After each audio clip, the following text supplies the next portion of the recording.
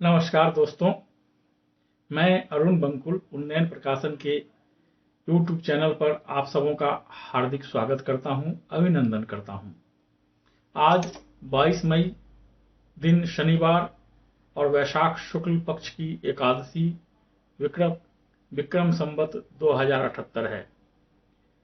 22 मई को भारत और विश्व में कई घटनाएं घटित हुईं, जिनका इतिहास के पन्नों में नाम दर्ज है और अक्सर आप सभी इतिहास में इन ऐतिहासिक घटनाओं के बारे में पढ़ा भी होगा। तो आइए जाने देश और दुनिया के इतिहास में आज के दिन यानी 22 मई को क्या क्या खास घटनाएं हुई। आज विश्व जल दिवस है। इसे विश्व जल संरक्षण दिवस के नाम से भी जाना जाता है। इसका मुख्य उद्देश्य विश्व के सभी देशों में स्वच्छ एवं सुरक्षित जल की उपलब्धता सुनिश्चित करवाना है।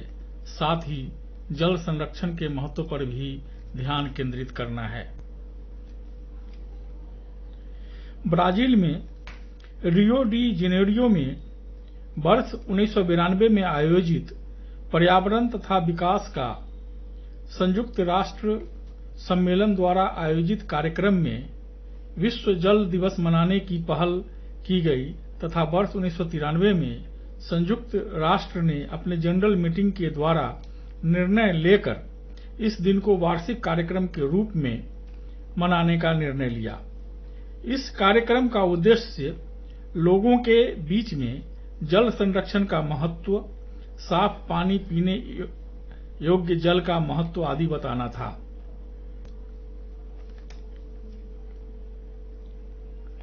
विदित हो कि विश्व के 1.5 अरब लोगों को पीने का शुद्ध पानी नहीं मिल रहा है।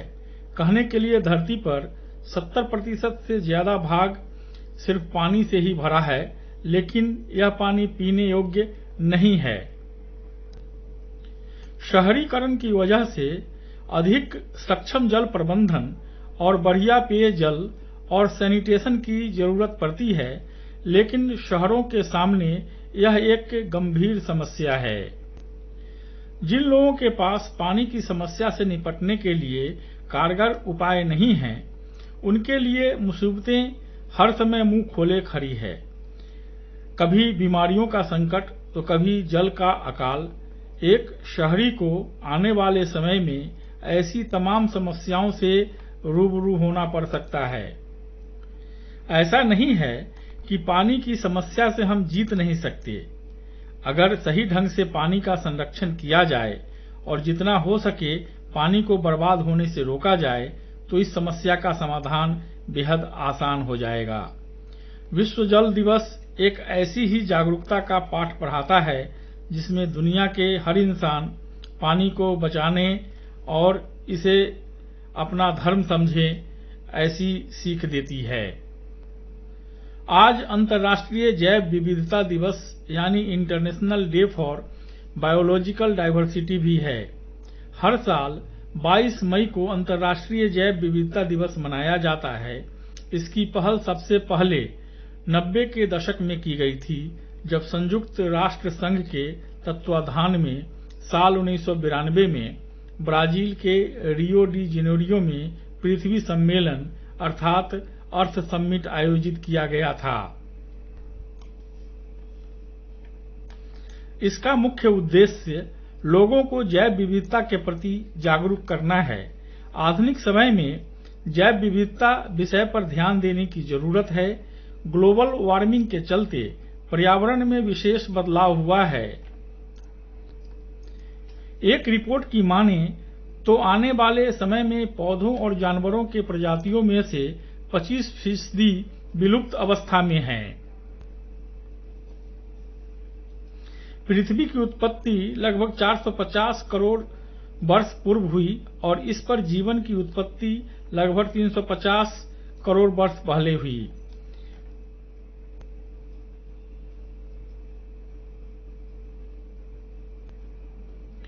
विभिन्न सजीवों की लगभग 87 लाख प्रजातियां पृथ्वी पर मानी जाती है।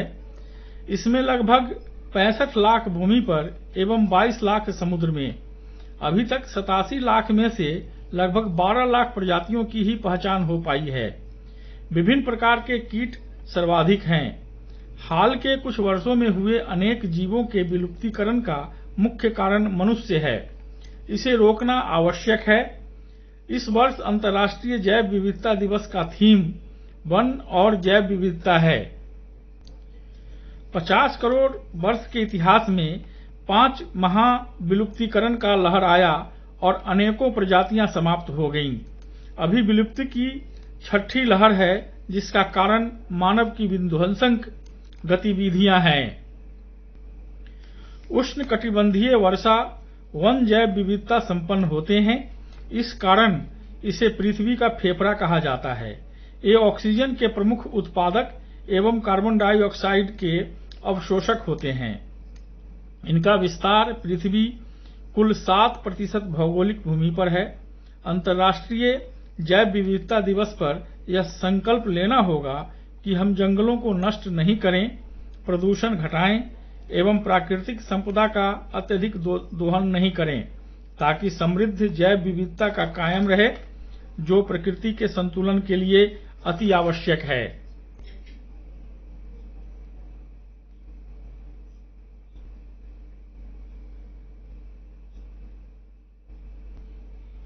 चिपको आंदोलन के प्रणेता और हिमालय प्रहरी सुंदरलाल बहुगुणा का 21 मई 2021 को 94 वर्ष की आयु में निधन हो गया। इनका जन्म 9 जनवरी 1927 को उत्तराखंड के मरोडा नामक स्थान पर हुआ था।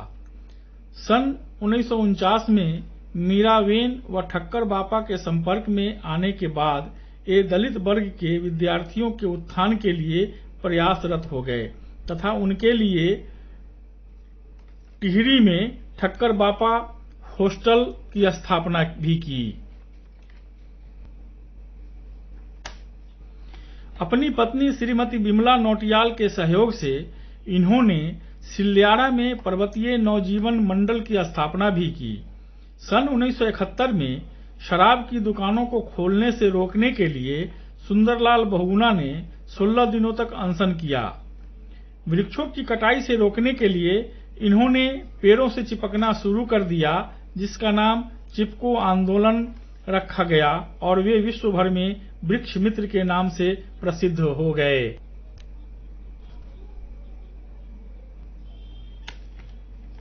चिपको आंदोलन को लेकर जब उनसे एक साक्षात्कार में पूछा गया कि पेड़ों को बचाने के लिए आपके मन में यह नवोन्मेषी विचार कैसे आया, तो उन्होंने जो कुछ कहा उसमें उनके जीवन का सार नजर आता है। उन्होंने काव्यात्मक जवाब देते हुए कहा, क्या है जंगल का उपकार, मिट्टी पानी और बयार, मिट्टी पानी और बयार है जीने के आधार। उन्होंने बताया कि चिपको आंदोलन मूलतः पहाड़ की महिलाओं का शुरू किया गया आंदोलन था। ये महिलाएं नारा लगाती थीं, लाठी गोली खाएंगे, अपने पैर बचाएंगे। इन्हें 1981 में स्टॉकहोम में वैकल्पिक नोबेल पुरस्कार, 1981 में पद्मश्री सम्मान के लिए चुने गए, लेकिन तब पेड़ों का कटान जारी रहने के विरोध में इसे ग्रहण नहीं किया। 1984 में दशरथ मल सिंघवी राष्ट्रीय एकता पुरस्कार, 1985 में वृक्ष मित्र सम्मान, 1986 में जमनालाल बजाज पुरस्कार, 1987 में चिपको आंदोलन को राइट लाइवलीहुड पुरस्कार, शेर ए कश्मीर पुरस्कार और सरस्वती सम्मान, 1989 में IIT रुड़की ने इन्हें डॉक्टर ऑफ सोशल साइंस की ऑनरेरी डिग्री से नवाजा। 1998 में पहल सम्मान, 1999 में दीपाली बेन मेहता पुरस्कार और गांधी सेवा सम्मान। वर्ष 2000 में सांसद फोरम की ओर से सत्यपाल मित्तल अवार्ड, 2001 में पर्यावरण रक्षा को यशवंतराव चौहान स्मृति सम्मान और 2009 में देश का दूसरा बड़ा नागरिक सम्मान पद्म विभूषण से सम्मानित किया गया। आज वे पार्थिव रूप में हमारे बीच नहीं हैं, लेकिन उनके विचार, उनके काम हमारे बीच हैं। उनके कार्यों का संकलन करके, उनके सुझाए गए मार्गों पर चलकर और प्रकृति व पर्यावरण के प्रति जागरूक भाव रखकर ही हम उन्हें सच्ची श्रद्धांजलि दे सकते हैं। आज के ही दिन 1545 में एक विस्फोट में शेरशाह सूरी की मौत हुई थी। इन्होंने 1540 में हुमायूं को हराकर उत्तर भारत में सूरी साम्राज्य स्थापित किया था। एक शानदार रणनीतिकार, सक्षम सेनापति और प्रतिभाशाली प्रशासक थे।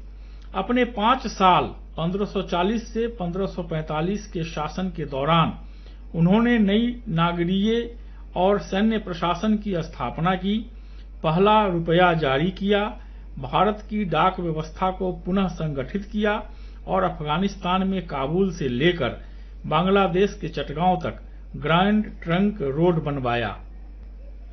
आज के ही दिन 1984 में बछेंद्री पाल दुनिया की सबसे ऊंची चोटी एवरेस्ट को फतह करने वाली पहली महिला भारतीय बनी।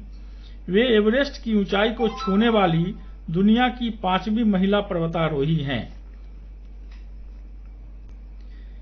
इन्हें 1984 में पद्मश्री, 1986 में अर्जुन पुरस्कार, 1990 में गिनीज वर्ल्ड रिकॉर्ड्स में सूचीबद्ध, 1994 में भारत सरकार द्वारा नेशनल एडवेंचर अवार्ड, 1995 में उत्तर प्रदेश सरकार द्वारा यश भारती सम्मान, 1997 में हेमवती नंदन बहुगुणा गढ़वाल विश्वविद्यालय से पीएचडी की मानद उपाधि और 2013-14 में सांस्कृतिक मंत्रालय मध्य प्रदेश सरकार की पहली वीरांगना लक्ष्मीबाई राष्ट्रीय सम्मान से सम्मानित किया गया। फिलहाल ये इस्पात कंपनी टाटा स्टील में कार्यरत हैं तथा चुने हुए लोगों को रोमांचक अभियानों का प्रशिक्षण देती हैं। आज के ही दिन 1936 में लॉर्ड बेब्रॉन ने बम्बई, अब मुंबई में बेब्रॉन स्टेडियम की नींव रखी। यह देश का पहला स्टेडियम था। 35,000 दर्शकों के लिए बना यह ग्राउंड का पहला ग्राउंड्समैन फ्रैंक टोरेंट थे। आज के ही दिन 1772 में भारतीय पुनर्जागरण के अग्रदूत और आधुनिक भारत के जनक राजा राम मोहन राय का जन्म बंगाल में हुआ था। भारतीय सामाजिक और धार्मिक पुनर्जागरण के क्षेत्र में उनका विशिष्ट स्थान है। वे ब्रह्म समाज के संस्थापक, भारतीय भाषाई प्रेस के प्रवर्तक, जन जागरण और सामाजिक सुधार आंदोलन के प्रणेता तथा बंगाल में नव जागरण युग के पितामह थे। राजा राम मोहन राय ने ब्रह्मैनिकल मैगजीन, संवाद कौमुदी, मिरात उल अखबार, एकेश्वरवाद का उपहार, बंगदूत जैसी स्तरीय पत्रों का संपादन प्रकाशन किया।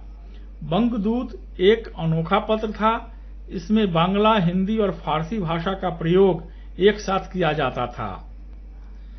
देश का विदेशी मुद्रा भंडार 14 मई 2021 को समाप्त सप्ताह में 56.3 करोड़ डॉलर बढ़कर 590.028 अरब डॉलर हो गया है। रिजर्व बैंक के आंकड़ों के अनुसार 29 अप्रैल 2021 को समाप्त हुए सप्ताह में विदेशी मुद्रा भंडार 590.185 अरब डॉलर के इस सर्वकालिक उच्च स्तर पर था।